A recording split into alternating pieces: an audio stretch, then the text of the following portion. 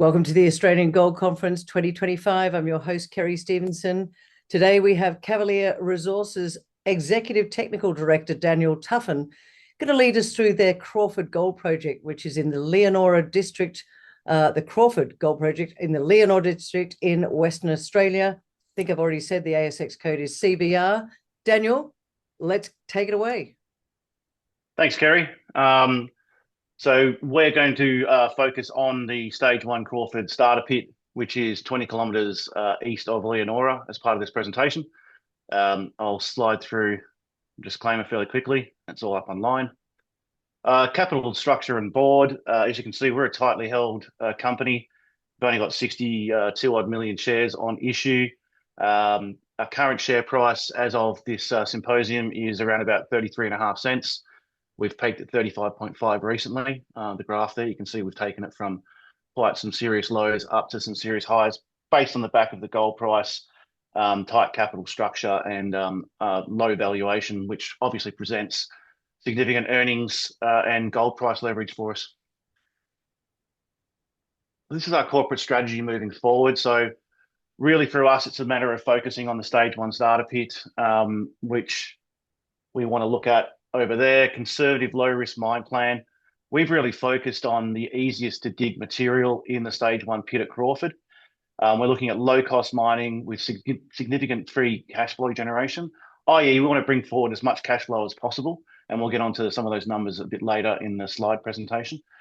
The starter pit is looking to generate a gross value of around about $104 million at a gold price of 4,600. Now, obviously, the Australian gold price is significantly higher at this point in time. So we're seeing nothing more than upsides to the bottom line right now. Physically, the pit hasn't changed and we're constraining it to a certain portion. And again, I'll refer to that a bit later on and explain that a bit more. We're looking at future mining stages. We're currently drilling either side of the resource at the moment in order to extend the oxide portion of the resource to potential stages 2 and 3, but also looking at the high grade intercepts that we've had historically underneath the current resource. There's been a paucity of drilling into the hard rock, and what little holes there has ended in pretty high grades. So we want to investigate some of that too. We believe that the Crawford deposit is an in situ supergene. That is to say, it hasn't been transported anywhere else. It's just been weathered down over tens of thousands of years. And long term, obviously, for us in the area is to continue to mine those future stages that we're developing now, look for organic M&A mining opportunities, and look to transition from being a heap leach oxide project into having our own on-site CIL plant that can process fresh rock. So here he is. This is the most important slide. My big bonce is in the way here, but this is the northern section of the Crawford pit. You can see right about there, there's some cars for scale, little white things. So it is actually quite a large pit. It's about 300 metres long by about 200 metres wide as a starter pit. As I mentioned before, we are 20 kilometres east of Leonora. Everything contained within that current pit design is 99.8 JORC indicated material, i.e. we've gone with a high confidence, low risk mining operation to go in and get this dirt out and process it as fast as possible.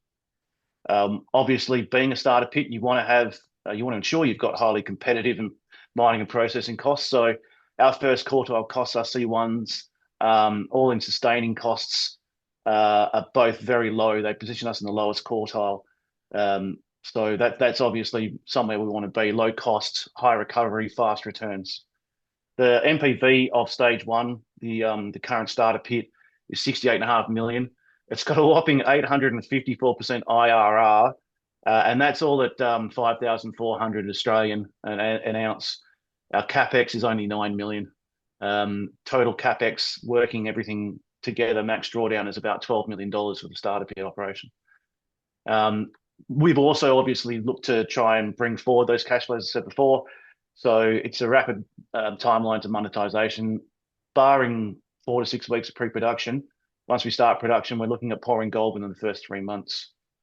We are currently waiting on our native title to be completed. That may take another month or so and might not roll over until next year. But we are fully approved by the department in that we're awaiting the grants. So we're awaiting the native title to be completed. then once that falls away, all of the mining approvals should be granted at that stage. So it would be pretty quick once we've got that done. It's a fairly basic setup. We've got a heap leach scenario initially, and you can sort of see my head's covering part of the waste dump, but in a very basic setup, we've got the heap leach diagram there to my right. The primary crusher and the gravity screen setup, we may not be using those. We certainly don't need to crush any material for the first 70 or 80% of the pit. It's mainly the fact that we need to agglomerate it with the quicklime and the cement, going into to get that agglomeration size correct for the heap leach pad. You can see the circuit goes into activated carbon. We take the activated carbon to a third party. They extract the gold from the carbon, and we bring the carbon back and use it again. So at the risk of greenwashing something, it's actually quite good with regards to the environment. We're using the same carbon over and over again. So here it is. This is what we're doing. We're bringing forward cash flows. And there's Bradley, one of our very cheerful offsiders during our drill campaign. You can see we've got a very low strip ratio. It's 2.8 to 1. Oxide ore and crushing requirements keep all of our mining costs low, so we don't have to blast anything. That we do have to maybe blow up near the end, we could probably even cross-rip with a dozer for those that are in the mining industry. You understand what I'm saying there? We have great heap leach recoveries. Basically, this is a tick exercise for the best scenario for going out and mining gold in the goldfields. Obviously, we have further upside as well. We were applying during our studies an 80% recovery to the met test, or the recoveries to the gold, I should say, out of the heap leach pad. But we did top out at 92.5%. They also drop out really quick, so we have rapid extraction rates. The gold gets caught pretty quickly in the carbon, and so it's pretty fast for us to start sending that carbon to Kalgoorlie on a very regular basis to extract the gold. Again, all the usual stuff for the mining engineers that are watching right now. We put in conservative wall angles, and we made sure that we kept everything pretty conservative and laid back with regards to that sort of stuff. And obviously, a tight capital structure provides significant earnings leverage. Every Australian 100 ounce increase the pre-tax flow by about 0.3 cents a share, so 2.4 million. So in other words, we've had to put that in because our last PFS capped out at 5,400 Australian.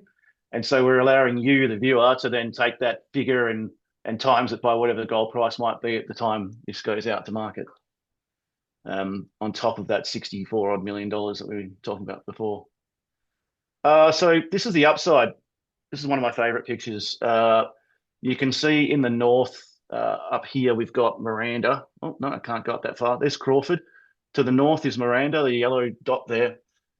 She was discovered last year, I believe. She's a hard rock target. There's a paucity of drilling in between her and the current resource. To explain what's happening with that resource there, the dark orange is indicated material, so that's all the stuff that we can include in a mining ore reserve, and then the light orange material is inferred. Now we probably do have a stage 2 there already in the resource through that darker orange material to the southeast of the stage 1 starter pit. We just want to put a few more holes in there because we're getting some interesting numbers come out of that. We want to be sure of before we put that into a model.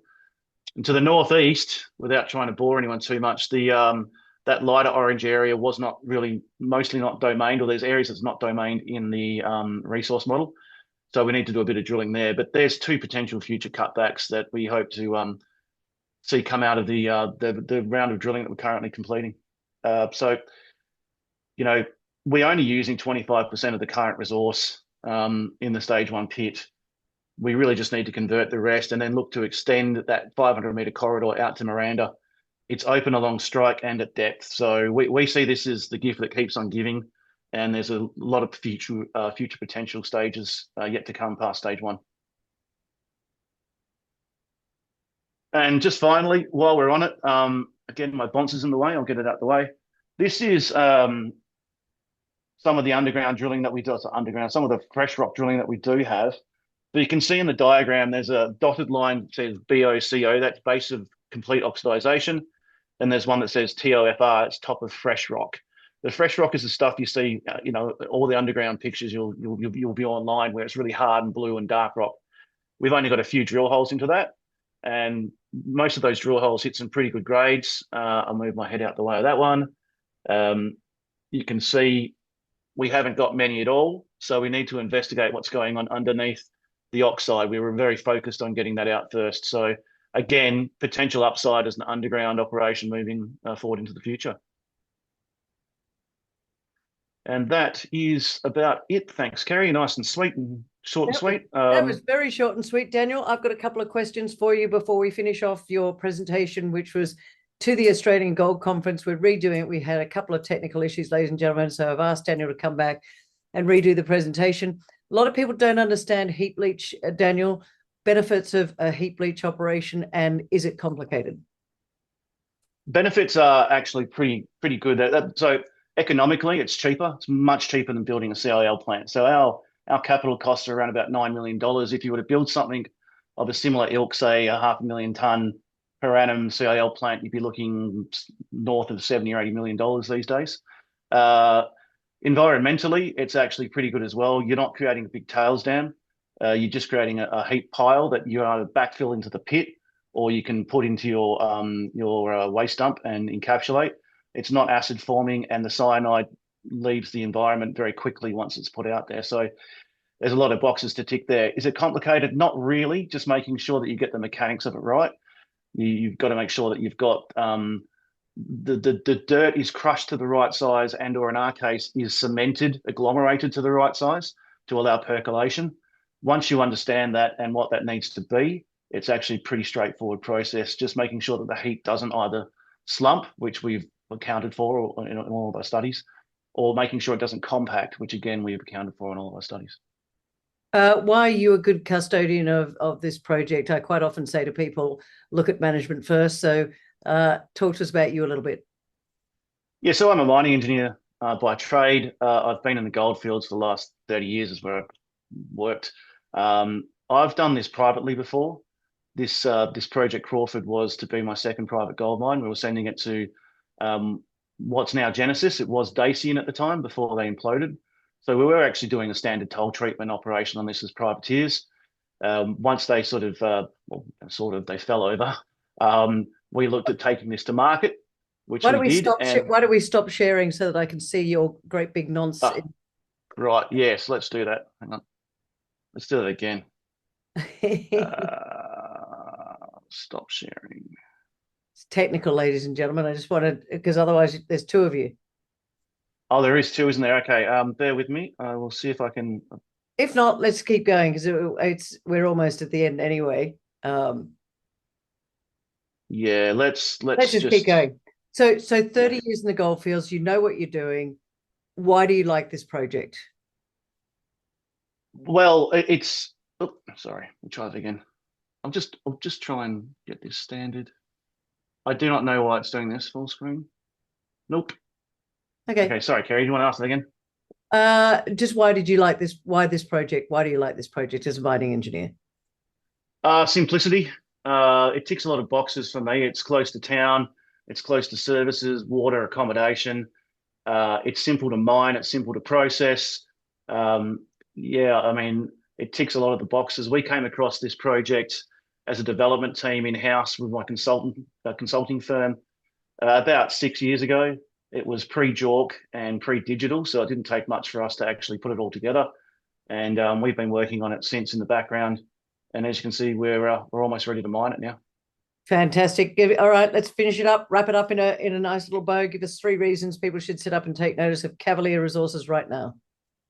We've got cash. We've got a line, several lines or potential lines of debt and credit to go mining.